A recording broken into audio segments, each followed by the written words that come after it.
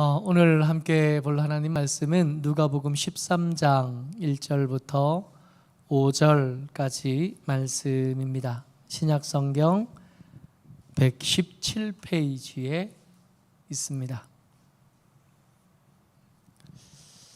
누가복음 13장 1절부터 5절까지 말씀 같이 읽겠습니다. 시작. 그때 마침 두어 사람이 와서 빌라도가 어떤 갈릴리 사람들의 피를 그들의 제물에 섞은 일로 예수께 아뢰니 대답하여 이르시되 너희는 이 갈릴리 사람들이 이같이 해 받음으로 다른 모든 갈릴리 사람보다 죄가 더 있는 줄 아느냐? 너희에게 이르노니 아니라. 너희도 만일 회개하지 아니하면 다 이와 같이 망하리라. 또 실로암에서 망대가 무너져 치어 죽은 18사람이 예루살렘에 거한 다른 모든 사람보다 죄가 더 있는 줄 아느냐? 너희에게 이르노니 아니라. 너희도 만일 회개하지 아니하면 다 이와 같이 망하리라. 아멘. 지난주 우리 수요일 날 말씀을 나눴던 말씀하고 굉장히 밀접한 관계가 있어서 지난주에 나눴던 말씀 먼저 한번 살펴보고 오늘 말씀으로 넘어가도록 하겠습니다. 12장 58절이 지난주 수요일 날 우리가 나눴던 말씀의 핵심이에요. 같이 한번 읽어보죠. 시작. 내가 너를 다시 한번 읽을게요. 시작. 내가 너와 너를 고발하는 자와 함께 법관에게 갈 때에 길에서 화해하기를 힘쓰라. 그가 너를 재판장에게 끌어가고 재판장이 너를 옥졸에게 넘겨주어 옥졸이 옥에 가둘까 염려하라. 아멘. 이 말씀을 이해하기 위해서 반드시 기억해야 될 것이 몇 가지가 있었는데 오해가 많은 말씀이라고 전제를 했었습니다. 왜냐하면 언뜻 들으면 우리하고 가까이 사는 사람들, 우리 이웃들, 예를 들어 우리 남편이거나 아내이거나 우리의 자녀들이거나 우리의 가장 가까운 이웃들이잖아요. 자녀들과 사이가 좋지 않은 부모님들 생각보다 훨씬 더 많습니다. 부모님하고 사이가 좋지 않은 자녀들 생각보다 훨씬 더 많고요. 부부간의 사이가 좋지 않은 사람들 생각보다 훨씬 더 많습니다. 그 가까운 이웃들뿐만 아니라 당장 교회 안에서 함께 예배드리는 형제들 그리고 자매들, 우리 동역자들 뿐만 아니라 우리의 삶의 현장에서 만나게 되는 우리 그야말로 이웃들이요. 옆집 사람, 특별히 윗집 사람, 그리고 아랫집 사람, 그 사람들하고 친하게 지내야 되는 건가 보다 할 수 있는데 이거 그런 말씀 아니라 그랬어요. 너를 고발하는 자, 너를 끌고 재판장에게 끌고 가는 사람, 그 사람이 누군가 하는 것이 중요했는데 맥락을 살펴보니까 고발하는 사람이 누구였다고요? 예수님이셨다고요. 가장 익숙하게 누리던 하나님의 말씀과 상관없는 삶의 습관들과 싸우지 않으면 예수님하고 멀어질 수밖에 없다고.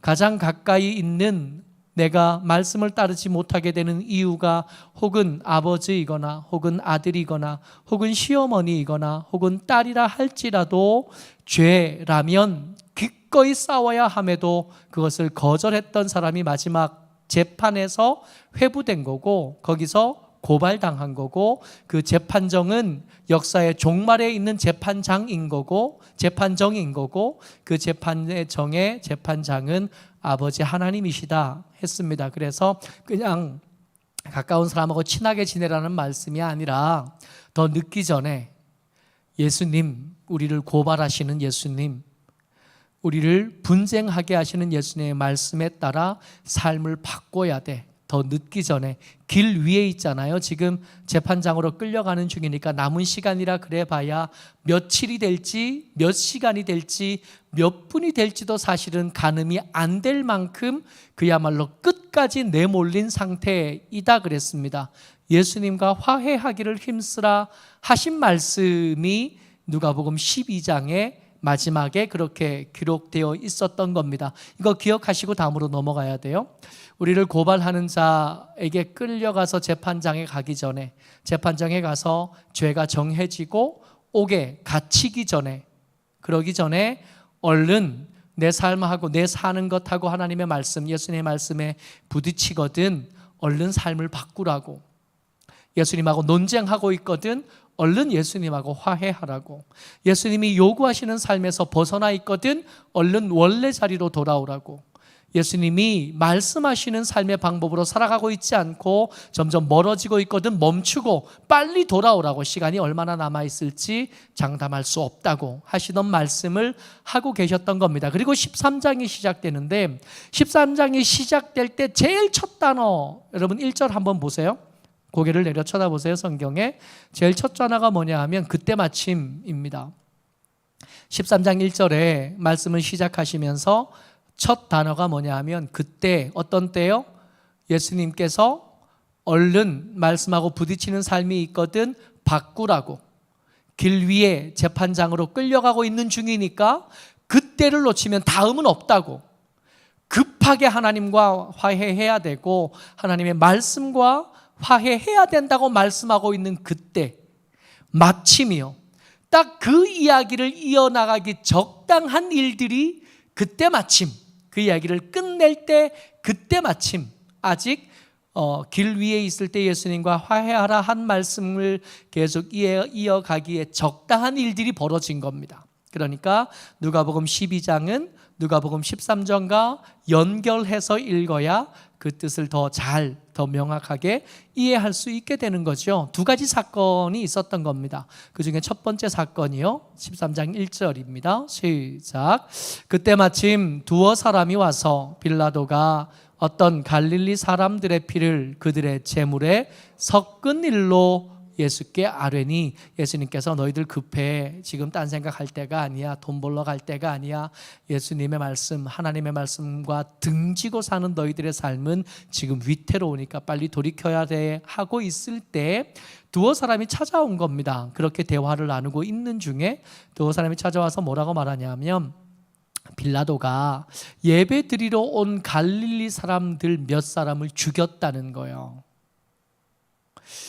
그들의 재물 그랬으니까 그냥 온 게 아니라, 여러분 갈릴리 사람들이 예루살렘까지 오는 길이 그냥 쉽게 올 수 있는 길 아니에요. 요즘 우리 서울 갈 때 KTX 타면 3시간 가고, 요즘 비행기도 얼마 안 하잖아요. 비행기도 10,000 몇천 원 주면 서울까지 가거든요. 그 비행기 타면 1시간 만에 가는데 우리처럼 이렇게 짧게 오갈 수 있는 거리가 아니거든요. 예루살렘에 사는 사람들이 갈릴리 가려면, 갈릴리 사는 사람들이 예루살렘에 오려면 적어도 며칠은 말미를 잡아야, 왕복 시간까지 합치면 며칠은 말미를 잡아야 오는 건데, 그냥 오는 게 아니라 유대인들, 하나님의 사람들에게 주어진 하나님의 의무를 가지고 1년에 3번은 예루살렘 가야 되잖아요. 예배드리러. 그 예배드리러 왔을 겁니다. 예배드리러 왔는데 웬일인지 이 빌라도가 예루살렘 사람들, 이 유대인들과 신앙의 일로 부딪히는 일이 잘 없거든요. 신앙의 일이 생겨서 만약에 총독과 부딪히게 된다면 이 사람들 시위하는 사람인데 웬일인지 그런 일이 잘 일어나지 않는데 유독 모든 사람들에게 이슈가 될 만한 일이 벌어진 겁니다. 갈릴리 몇 사람을 빌라도가 죽인 거예요. 재물에 섞은 일이라 그랬으니까 아마 예배드리러 온 사람의 생명이, 지금 몇 사람의 생명이 꺼진 겁니다. 이 질문 속에, 이 질문하면서 질문하는 사람들의 마음 속에 어떤 생각이 있냐 하면 이런 생각이 있는 거예요. 예수님, 많은 예배드리러 오는 사람들이 많이 있었고 갈릴리 사람들 수천 명이 왔는데 그 중에 몇 사람만 죽은 거거든요. 다 죽은 게 아니라 다 같이 죽었다 그러면 빌라도가 나쁘다 그럴 텐데, 그리고 시위라도 일어날 텐데 그런 건 아니고 몇 사람만 죽은 거 보니까 아마도 저들의 재물에 문제가 있지 않았겠습니까? 저들이 예배를 드리기는 했는데, 예배드리러 왔으니까 예배드리러 왔으나 저들의 예배드리는 마음에 모자람이 있었던 거 아니겠습니까? 어쩌면 제사장이 지정한 목장에서 양을 사지 않았거나, 그들이 양을 잘 고른다고 골랐는데도 하나님의 제물이 되기에는 뭔가 부족한 것이 아니었겠습니까? 저들이 예배 드리는 사람이기는 했으나 하나님께서 받으실 만한 예배는 되지 못했기 때문에 저들은 죄가 많기 때문에, 한 번 더 뒤집어 말하면 우리는 괜찮은데 우리는 아닌데 저들은 더 나쁘기 때문에 이런 일이 생긴 건 아니겠습니까? 그런 거죠? 하고 물어본 겁니다. 근데 이 사람들은 이 사건만 물었는데 사실은 이 주변에 이 사건이 일어난 그 얼음에 이 사건만 있었던 게 아니라 예수님의 대답하시는 것 중에 또 다른 사건이 하나 더 있었던 거예요. 사실은 이런 비슷한 사건들 말입니다. 13장 4절에 예수님께서 이 말씀을 듣고 이야기 대답하시면서 또 다른 사건 하나가 언급이 된 겁니다. 4절 같이 읽어요. 시작. 또 실로암에서 망대가 무너져 치어 죽은 18사람이 예루살렘에 거한 다른 모든 사람보다 죄가 더 있는 줄 아느냐. 무슨 사건이 또 있었냐 하면 예루살렘 안에 유명한 샘 실로암이 있잖아요. 히스기야가 팠던 그 샘이요. 이 예루살렘 성 바깥쪽에 있던 샘인데 전쟁이 닥쳐오니까 히스기야가 급하게 전쟁 준비하면서 바깥쪽에 있는 샘의 물길을 지하 터널을 파서 예루살렘 성 안으로 끌고 온 샘이에요. 실로암입니다. 예루살렘 성 사람들에게 굉장히 중요한 물이고 이것이 식수원이기도 하죠. 이 샘에 망대를 세워놨는데 망대가 무너진 겁니다. 예상하지 못했던 사고가 일어났고 그 사고 중에 다 죽은 게 아니에요. 다 죽은 게 아니라 어쩌다 죽은 몇 사람이 있었는데 18명이나 죽은 거예요. 작은 사고는 아니지만 예루살렘에 사는 수많은 사람들의 숫자를 생각하면 비율로 따지면 그냥 사고일 뿐인 거죠. 이 사람들 이야기하시면서 앞에 질문했다고 똑같은 사람들 마음이 있었던 거예요. 사람들 마음속에 저 사람들은 죄가 많아서 그런 거죠. 예수님, 한 번 더 그 마음을 뒤집어 보면 우리는 괜찮은데 우리는 아닌데 저들이 뭔가 더 나쁜 짓을 했기 때문에 하나님께서 벌 주신 거죠. 저들이 죄가 많아서 그런 거죠. 그러니까 두 가지 사건이, 한 사건은 사람들이 와서 질문한 거고 또 한 가지 사건은 예수님이 얘기하시면서 언급한 건데 그 속에 들어있는 질문은 사실은 똑같은 거예요. 우리는 괜찮은데 저들은 죄가 많아서 그런 거죠. 예를 들어 우리 옆에 지금 포도원 교회에 확진자가 나왔대요. 학생들 중에. 그것 때문에 안 그래 조금 전에 예배 시작하기 전에 공무원들이 좀 왔다 가기도 했는데, 여러분 포도원 교회가 죄가 많아서 거기 확진자가 생긴 걸까요? 이런 이야기를 하면 제일 먼저 떠오르는 게 뭐냐면 신천지에 확진자가 엄청나게 나왔었잖아요. 아, 신천지에 죄가 많아서 생긴 건가 보다. 조금 더 가면 일본의 원자력 발전소 주변에 지진이 일어나면서 이게 난리가 났잖아요. 이게 원세 방사능이 터져나가고 위태로운 위기가 지금도 계속되고 있는데, 아, 일본에는 죄가 많아서 지진도 난 거고 죄가 많아서 그런 일이 벌어진 거죠.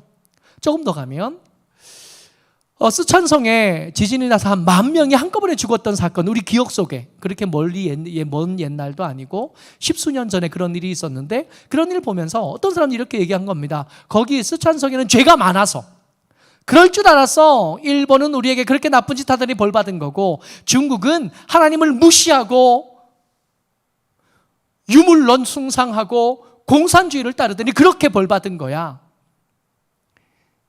지금 제가 말하는 이 사건들에 대한 이 이야기랑 지금 예수님과 대화를 나누고 있는 사람들이 나오는 그 이야기랑 똑같은 거라고요. 예수님 말씀 속에 나왔던 실로암의 망대가 무너진 사건, 빌라도가 몇 사람의 피를 제물에 섞은 것, 일본의 지진, 코로나 때문에 죽은 사람, 피해를 입은 여러 교회들과 여러 세상 어떤 많은 사람들, 중국의 어떤 일들, 혹은 북한에서 일어나는 어떤 일들, 겉봐라 북한이 자꾸 가뭄이 드는 거 보니까 하나님께서 저주하신 거지. 똑같은 얘기라고요. 다른 얘기가 아니고.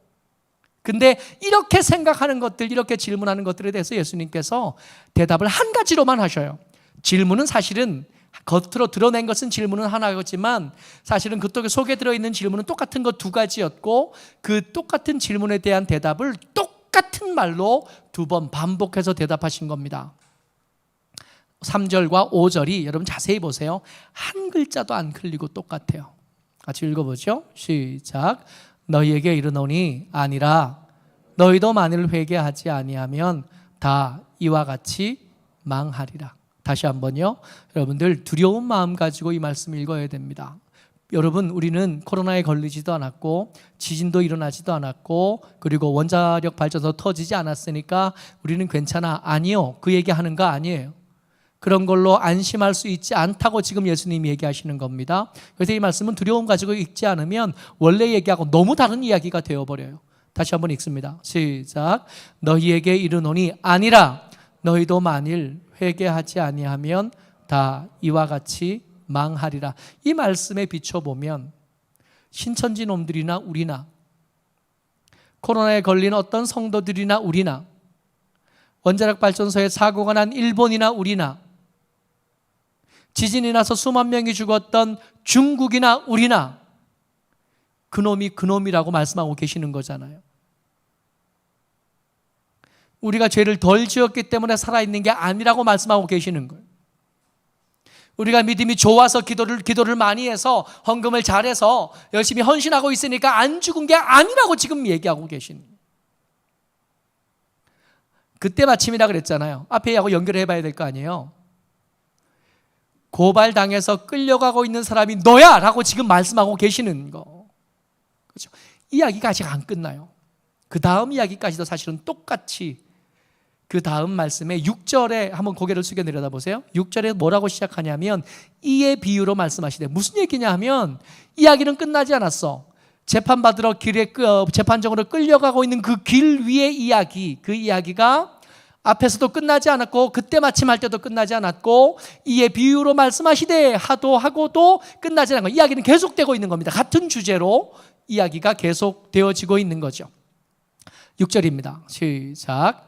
한 사람이 포도원에 무화과 나무를 심은 것이 있더니 와서 그 열매를 구하였으나 얻지 못하는지라.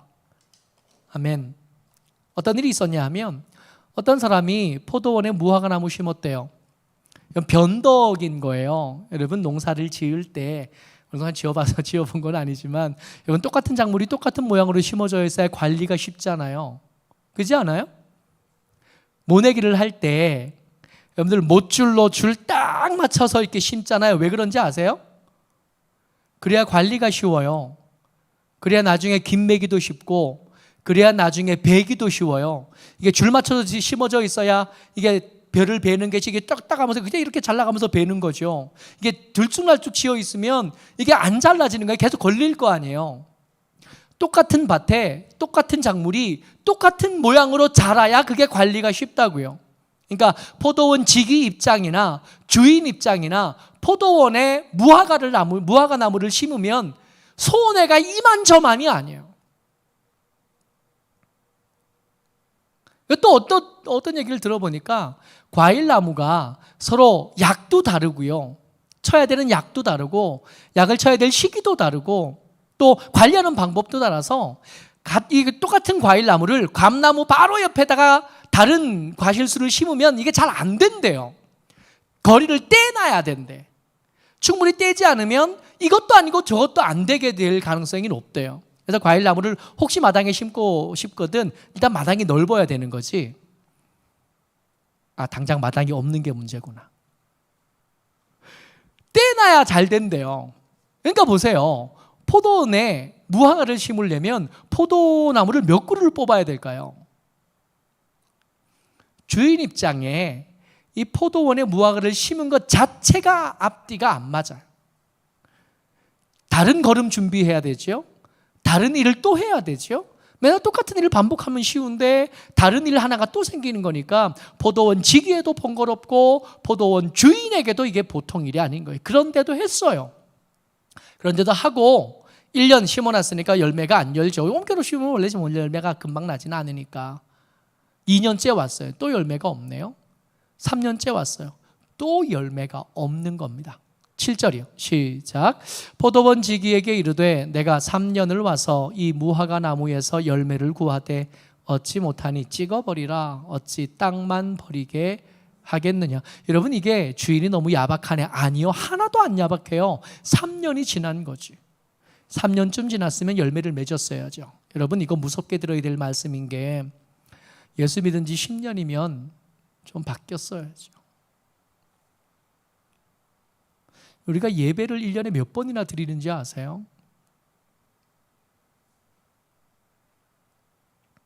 우리가 말씀을 1년에 얼마나 읽는지 알아요?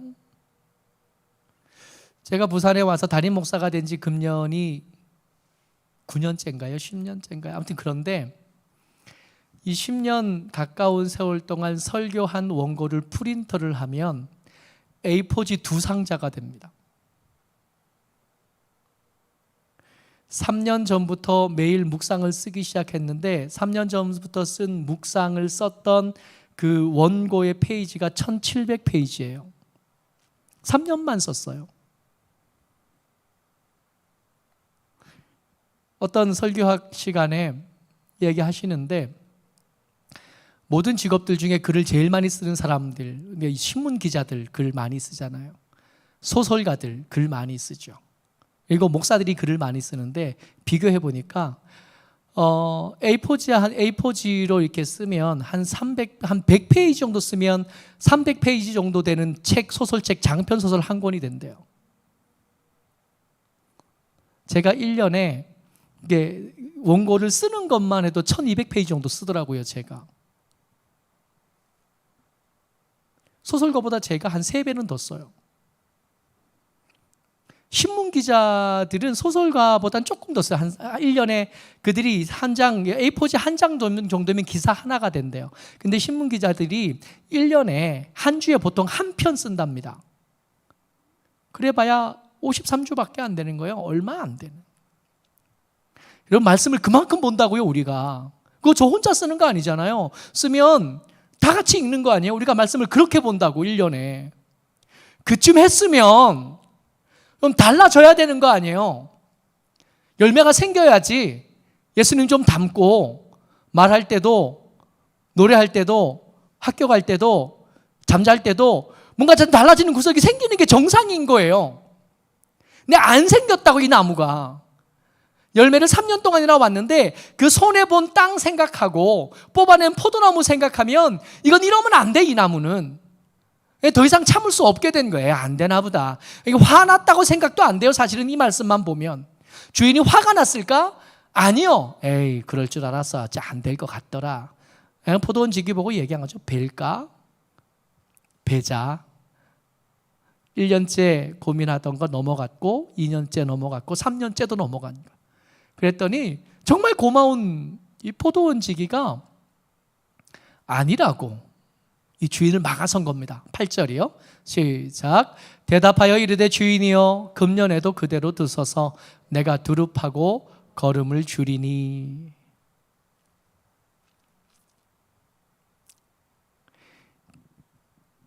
착각하는 게 있어요. 금년에도 그대로 두소서 하고 이제 지금 포도원 지기가 일하는 사람이 이 주인에게 요구해서 얻어낸 게 3가지입니다.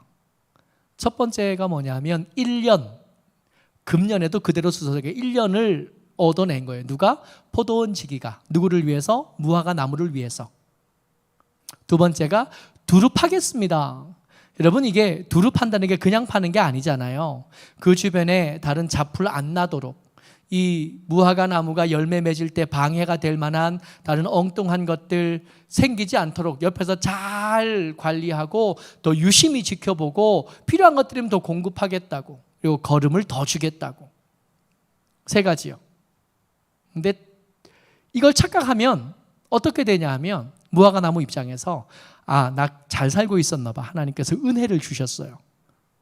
나를 괴롭히고 힘들게 하던 문제가 두루 파 주셨으니까 없어진 거지. 야, 내가 그동안 신앙생활 잘했나 봐. 괜찮은가 봐. 다른 무화과 나무는 여전히 밖에 있잖아요. 길가에 이렇게 있는데 나는 포도원 안에 있으니까, 관리되고 있으니까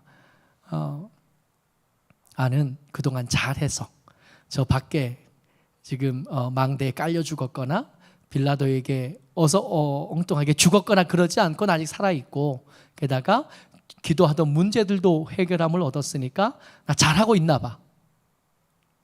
게다가 상도 주셔, 거름도 주신 거야. 그거 아니에요.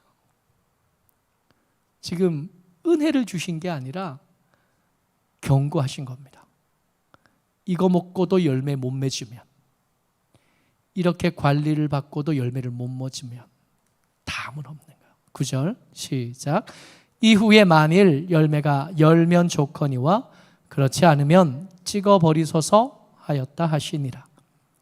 여러분 말씀 자세히 보면 포도원 지기가 이 무화과 때문에 아쉬워하는 것 같아요. 이 주인이 이 무화과 나무를 아까워하는 것 같아요.